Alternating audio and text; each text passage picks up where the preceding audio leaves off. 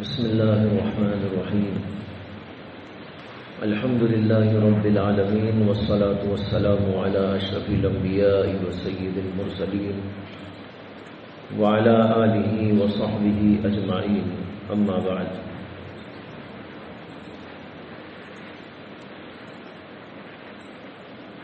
اللہ تعالیٰ کے خوف کے اعتبار سے انسان تین قسم کے نظر آتے ہیں۔ ایک وہ ہیں جو خلوت اور جلوت دونوں جگہ پر اللہ سے بے خوف رہتے ہیں، یعنی جب وہ تنہائی میں ہوتے ہیں تو تب بھی اللہ سے نڈر ہوتے ہیں، اور جب وہ باہر ہوتے ہیں لوگوں کے سامنے ہوتے ہیں تو تب بھی نڈر بے خوف ہوتے ہیں۔ نہ انہیں خلوت میں اللہ کا ڈر ہوتا ہے نہ جلوت میں۔ یہ انسانوں میں سب سے بدترین لوگ ہیں۔ دوسرے وہ لوگ ہیں جو اللہ سے ڈرتے ہیں خلوت میں بھی اور جلوت میں بھی۔ جب وہ تنہائی میں ہوتے ہیں تب بھی اللہ کا خوف ہوتا ہے، ڈر ہوتا ہے، احساس ہوتا ہے کہ اللہ ہمیں دیکھ رہے ہیں۔ میں کوئی گناہ کیسے کروں، کوئی برائی کیسے کروں۔ تنہائی کے اندر جہاں کوئی اس کو نہیں دیکھ رہا ہے وہاں وہ اللہ سے ڈرتا ہے۔ جو آدمی وہاں اللہ سے ڈرتا ہے تو یہ ظاہر ہے کہ وہ لوگوں کے سامنے تو بدرجہ اولا ڈرتا ہے، اس لیے کہ کچھ لوگوں کا بھی خیال ہوتا ہے، ان کا بھی کچھ خوف ہوتا ہے، ان کا بھی کوئی ڈر ہوتا ہے۔ لیکن جو بندہ خلوتوں میں تنہائیوں میں اپنے رب سے ڈرتا ہو وہ جلوت کے اندر تو اس اللہ سے بدرجہ اولا ڈرتا رہے۔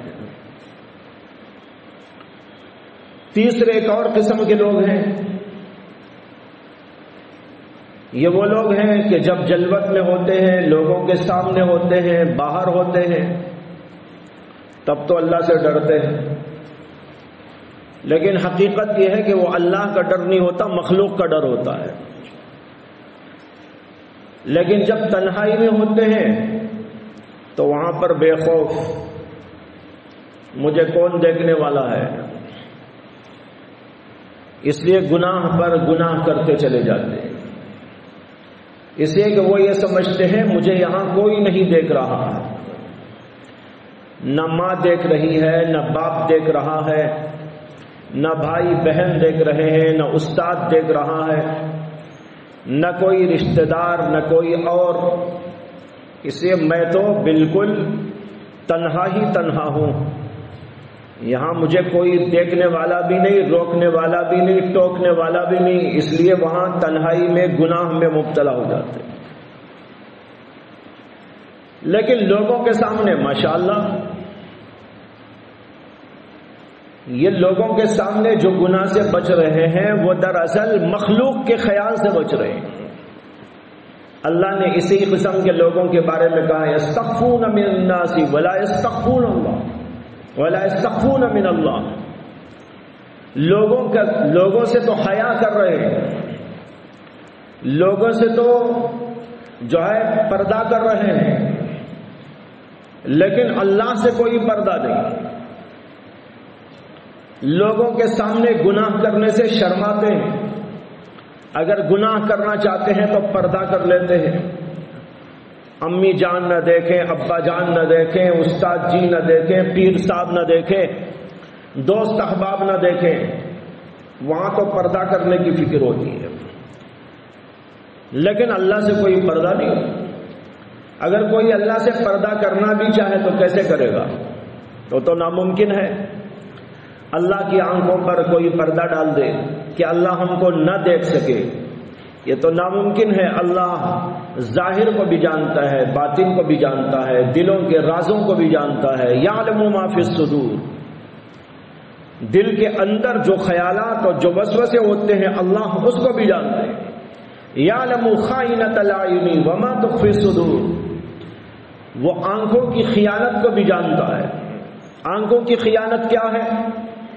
سیدنا عبداللہ بن عباس رضی اللہ عنہ اور بعض اور مفسرین کرام اس کی تفسیر میں کہتے ہیں آنکھوں کی خیانت یہ ہے کہ جب لوگ اس کو نہ دیکھ رہے ہوں تو غلط چیز کو دیکھنے لگی، لیکن لوگ دیکھ رہے ہیں تو بچ جائے. آنکھوں کو نیچا کر لے کہ بھائی فلاں دیکھ رہا ہے کیا بولے گا، اس لیے اب تو پرہیز کر رہا ہے. لیکن وہ نہیں دیکھ رہے ہیں تو یہ دیکھ رہا ہے گناہ کے کام کو، برائی کو، خباثتوں کو. یہ ہے خیانت، آنکھوں کی خیانت. اللہ نے کہا یعلم خائنۃ الاعین وما تخفی الصدور، اللہ جانتا ہے آنکھوں کی خیانت کو بھی اور وہ سب جو تمہارے دلوں میں چھپا ہوا ہے. یہ مومن سمجھتا ہے تو پھر وہ ظاہر ہے کہ گناہ کیسے کرے گا. تو 3 قسم کے لوگ ہو گئے. جو لوگ نہ اندر بچتے ہیں نہ باہر بچتے ہیں وہ تو سب سے بدترین لوگ ہیں. انہوں نے اللہ سے شرم کی نہ تو مخلوق کی شرم ان کو آئی. مخلوق سے شرم کرتے ہوئے بھی کوئی بندہ گناہ سے بچتا ہے تو بہرحال اس بندے سے تو وہ بہتر ہے. کچھ تو خیال ہے اسے، ارے بھائی فلاں آدمی دیکھ رہا ہے کیا بولے گا، اس لیے خیال کرتے ہوئے آدمی بچ جائے تو یہ اگر سے اعلیٰ درجے کا انسان نہیں ہے، سب سے اونچے درجے کا نہیں ہے، لیکن بہرحال پھر بھی کچھ تو بچ گیا. یہ وہ لوگ ہیں جو خلوتوں میں نہیں بچتے گناہوں سے لیکن جلوتوں میں بچ جاتے ہیں. لیکن ایک وہ ہوتے ہیں جو نہ یہاں بچتے ہیں نہ وہاں بچتے ہیں، ہر جگہ گناہ گناہ گناہ، اندر بھی گناہ باہر بھی گناہ، نہ لوگوں کا لحاظ، نہ ماں کا لحاظ، نہ بھائی کا لحاظ، نہ استاد کا لحاظ، نہ شیخ کا لحاظ، نہ کسی اور کا. یہ سب سے بدترین قسم کے لوگ ہوتے ہیں. جو دوسرے ہیں وہ ان سے ذرا بہتر ہیں، جو جلوتوں میں بچتے ہیں لیکن خلوتوں میں نہیں بچتے. لیکن یہ اعلیٰ درجے کے لوگ نہیں ہیں، اللہ کو پسند نہیں ہے لوگ. اسی لیے اللہ نے ان کی شکایت کی یستخفون من الناس ولا یستخفون من اللہ، کہ لوگوں کا تو خیال آ رہا ہے، لوگوں سے تو پردہ کرنا چاہتے ہیں لیکن اللہ سے کیا پردہ. آج بیشتر لوگ اسی قسم کے ہیں. جو تیسرے نمبر والے میں نے بتایا ویسے زیادہ نہیں ہے، جو اندر بھی گناہ کرتے ہیں باہر بھی گناہ کرتے ہیں لوگوں کے سامنے بھی گناہ کرتے ہیں. ایسے تو بہت ہی زیادہ بدترین لوگ ہیں لیکن وہ کم تعداد میں. لیکن زیادہ تر تعداد لوگوں کی وہی ہے جو لوگوں کے سامنے تو گناہ سے بچتے ہیں، برائی سے بچتے ہیں، لیکن تنہائی میں نہیں بچتے. یہ لوگ اللہ کی نظر میں کچھ محبوب بندے نہیں ہیں، یہ بھی مبغوض بندے ہیں. اسی لیے اللہ نے ان کی شکایت کی، جیسے کہ میں نے آیت پڑھی آپ کے سامنے. بہترین بندے کون ہیں، محبوب بندے کون ہیں، اعلیٰ درجے کے کون ہیں؟ یہ وہ لوگ ہیں جن کے بارے میں آتا ہے یخشون ربہم بالغیب، یہ اللہ سے ڈرتے ہیں غیب کے اندر بھی. غیب کے معنی تنہائی. لوگوں کے سامنے تو بچتے ہی ہیں لیکن تنہائیوں میں بھی بچتے ہیں جہاں کوئی دیکھنے والا نہیں. کہتے ہیں کہ ایک آدمی تھا، اس نے کوئی غلط کام کرنا چاہا ایک عورت کے ساتھ، اس کو تنہائی میں لے گیا اور کہا کہ سارے دروازے بند کر دو، دریچوں کو بند کر دو. اس نے سارے دروازوں کو دریچوں کو بند کر دیا. پھر اس کے بعد برائی کے ارادے سے اس کے قریب ہوا تو وہ عورت کانپنے لگی اور اس کے اوپر کپ کپی طاری ہو گئی. اس نے کہا کیا بات ہے، یہاں تو کوئی نہیں دیکھ رہا ہے، کیوں ڈرتی ہے، کیوں پریشان ہوتی ہے؟ اس عورت نے کہا نہیں، سب دروازے تو بند ہو گئے لیکن آسمان کا دروازہ بند نہیں۔ سب دروازے بند ہو گئے، دریچے بند ہو گئے، لیکن میں آسمان کے دروازے کیسے بند کر سکتی ہوں؟ اللہ تو دیکھ رہا ہے۔ یہ وہ ڈر ہوتا ہے، خوف ہوتا ہے، جس کی وجہ سے آدمی، انسان اللہ کی نظر میں بڑا بہترین اور اعلیٰ درجے کا ہو جاتا ہے۔ یہ جو دوسری قسم ہے، ایسے تو سبھی ہیں، بلکہ ایک درجے میں دیکھیں تو یہ دھوکے بازی ہے اللہ تبارک و تعالیٰ سے یا مخلوق سے، کہ لوگوں کے سامنے تو بھلا بن گیا، لوگوں کے سامنے تو ماشاءاللہ نمازی پرہیزگار بن گیا، لوگوں کے سامنے ذکر اذکار ہو رہے ہیں، لوگوں کے سامنے داڑھی بھی ہے، لوگوں کے سامنے جبہ بھی ہے، لوگوں کے سامنے امامہ بھی ہے، لوگوں کے سامنے تسبیح بھی ہے، لیکن اندر کیا حال ہے اللہ یہ دیکھتے ہیں۔ لہذا یہاں بیٹھے ہوئے لوگ اپنے اپنے بارے میں جائزہ لیں، اپنے اپنے بارے میں خیال کریں۔ میں جبہ پہنتا ہوں، ٹوپی پہنتا ہوں، امامہ پہنتا ہوں، قرآن پڑھتا ہوں، قرآن پڑھاتا ہوں، حدیث پڑھتا ہوں، حدیث پڑھاتا ہوں، لوگوں کے سامنے بڑا بھلا ہوں، بڑا اچھا ہوں، عالم ہوں، مولانا ہوں، مفتی ہوں، مدرس ہوں، معلم ہوں، طالب علم ہوں، دورہ پڑھتا ہوں، تفسیر پڑھتا ہوں، حدیث پڑھتا ہوں، یہ کرتا ہوں، وہ کرتا ہوں، لیکن کیا میں تنہائی میں بھی ایسا ہی ہوں یا وہاں میں شیطان بن جاتا ہوں؟ ہر آدمی کو غور کرنا ہے۔ ہم جیسے باہر ہیں ویسے ہی اندر رہیں، بلکہ اس سے اچھے رہیں۔ حدیث میں آتا ہے کہ نبی اکرم صلی اللہ علیہ وسلم دعا کرتے تھے، اللہم اجعل سریرتی خیرا من علانیتی واجعل علانیتی صالحا۔ اے اللہ میری تنہائی کے حالات کو بہتر بنا دیجئے، اعلیٰ بنا دیجئے، افضل بنا دیجئے بنسبت ظاہری حالات کے، جو نظر آ رہے ہیں جلوت کے حالات، لوگوں کے سامنے کے حالات، اس کے مقابلے میں میری تنہائی کی حالت کو بہتر بنا دیجیے۔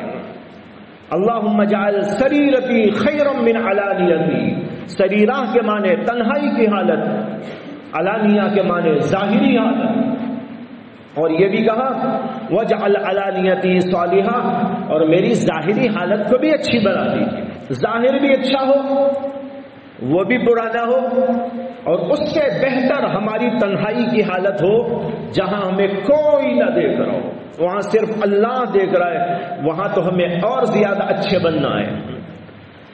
مثلا ہم نماز پڑھ رہے ہیں لوگوں کے سامنے، مسجد میں پڑھ رہے ہیں، مسجد میں پڑھنا تو ضروری ہے، نماز پڑھتے ہیں، ابھی ہم نے فرض ادا کی، مسجد کے اندر پڑھنے آئے، اب یہاں ہم بہتر سے بہتر نماز پڑھنے کی کوشش کریں، کرنا چاہیے، لیکن تنہائی میں پڑھیں تو الٹا سیدھا پڑھ کے نہ چلے جائیں، نہ وہاں سجدہ ڈھنگ کا ہے، نہ رکوع ڈھنگ کا ہے، نہ قرات ڈھنگ کی ہے، نہ خشوع ہے، نہ خضوع ہے، تڑخا کے بھاگ گیا۔ نہیں، جیسے نماز ہم یہاں پڑھتے ہیں تنہائی کے اندر اس سے بہتر پڑھے، اس وقت یہ خیال کریں اب مجھے کوئی نہیں، میرا رب دیکھ رہا ہے، اب میری نماز میرے رب کے سامنے ہے، مسجد میں بھی رب کے سامنے ہی ہے، لیکن وہاں دوسرے بھی دیکھنے والے ہیں، میں نے ان کی رعایت کی اور میں نے اچھی نماز پڑھی، اب یہاں کوئی نہیں، وہی دیکھ رہا ہے جس کے لیے میں نماز پڑھ رہا ہوں، وہاں تنہائی کے اندر اور خشوع ہو، اور خضوع ہو، اور طویل ہو، اور لمبا سجدہ ہو، لمبا رکوع ہو، اور بہتر سے بہتر انداز سے نماز ادا کی جائے۔ یہ ہو گیا سریرہ کا بہتر ہونا، تنہائی کی زندگی کا بہتر ہونا۔ اسی طریقے پر گناہ سے تنہائی میں زیادہ بچے، باہر تو بچتے ہی ہیں، اور باہر جو ہمیں بچا لیتا ہے وہ کبھی ہمارا جھبا بچا لیتا ہے، کبھی ہماری تسبیح بچا لیتی ہے، کبھی ہماری داڑھی ہمیں بچا لیتی ہے. اس لیے یہ جو ظاہری لباس، پوشاک اور ظاہری وضاحت ہے، یہ بھی ایک درجے میں مطلوب اس لیے ہے کہ اس سے بھی انسان بہت سے گناہوں سے بچ جاتا ہے. سوچتا ہے بھائی داڑھی رکھ کر گناہ کروں لوگ کیا بولیں گے، جھپا پہن کر غلط کام کروں لوگ کیا کہیں گے. اب یہاں لوگوں کے خیال سے تو بہرحال بچ جا رہا ہے، اصل بچنا تو اللہ کے لیے، لیکن بہرحال دوسرے نمبر کا درجہ یہ بھی ہے کہ انسان اس لیے بچ گیا. لیکن بھائی جب تنہائی میں ہو تو تب سوچے یہاں کوئی مجھے دیکھنے والا نہیں، یہاں تو میرا رب ہی مجھ کو دیکھ رہا ہے، یہاں میں کیسے گناہ کروں. یہ ہے اعلیٰ درجہ، یخشون ربہم بالغیب. آج اس کے مشق کرنے کی ضرورت ہے.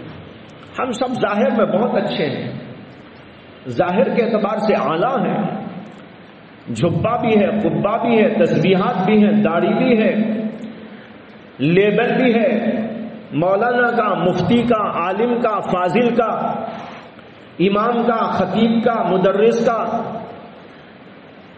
لیکن ہماری اندرونی حالت، باطنی حالت، تنہائی کی حالت اعلیٰ سے اعلیٰ اور اللہ کو منہ دکھانے کے قابل ہو جائے، اس کے لیے مشق کرنے کی ضرورت ہے. مشق کیسے کریں؟ روزانہ تھوڑی دیر کے لیے مراقبہ کرو. اللہ تعالیٰ کہتے ہیں الم یعلم بان اللہ یرا. کیا بندے کو معلوم نہیں ہے کہ اللہ اسے دیکھ رہا ہے؟ کیا خبر نہیں ہے؟ خبر تو ہے. اللہ نے سوال کیا، لیکن یہ سوال کے لیے نہیں ہے، اسی میں جواب پوشیدہ ہے. الم یعلم، کیا بندے کو نہیں معلوم بان اللہ یرا کہ اللہ اس کو دیکھ رہا ہے، جلوتوں میں بھی دیکھ رہا ہے، خلوتوں میں بھی دیکھ رہا ہے، ہر جگہ دیکھ رہا ہے.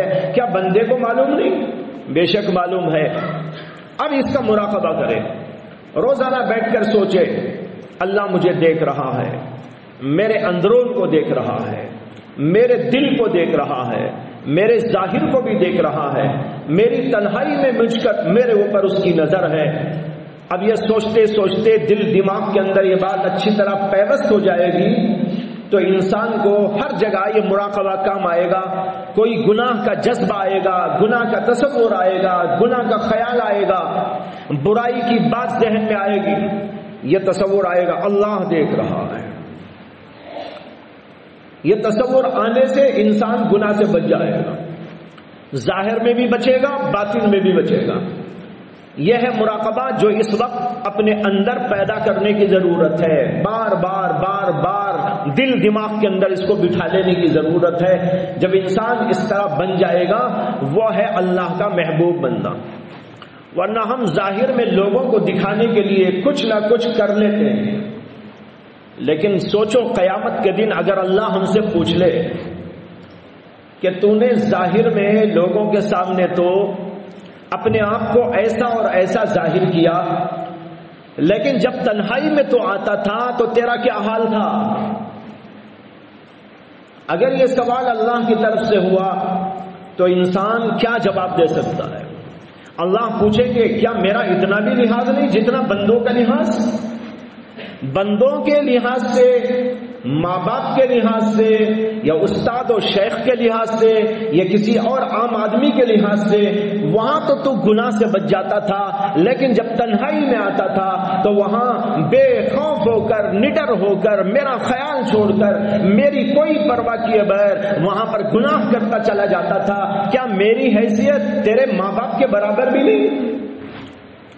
کیا میری حیثیت ایک عام انسان کے برابر بھی تیرے پاس میں نہیں تھی؟ ان کا تو لحاظ کرتا تھا، ان سے ڈرتا تھا، لیکن میرا ڈر تیرے دل کے اندر نہیں تھا، اس لیے تو تنہائیوں کے اندر گناہ کرتا تھا. تو بھائیو اپنے اندر یہ چیز پیدا کرنے کی کوشش کرو، محنت کرو. جب آئے ہیں محنت کرنے کے لیے تو اس میں ایک محنت یہ بھی شامل کرو کہ ہمارا اندرون اور باطن، ہمارا ظاہر اور ہمارا باطن یکساں حالت کے اندر ہو جائے، ورنہ تو یہ منافقت ہو جائے گی. انسان ظاہر میں تو کچھ نظر آئے لیکن باطن کے اندر ایسا نہ ہو تو یہ منافقت ہے، اور منافقت تو بہت بڑی بدترین قسم کی چیز ہے. اللہ تعالیٰ مجھے بھی آپ کو توفیق عطا فرمائے۔ وآخر دعوانا ان الحمد للہ رب العالمین۔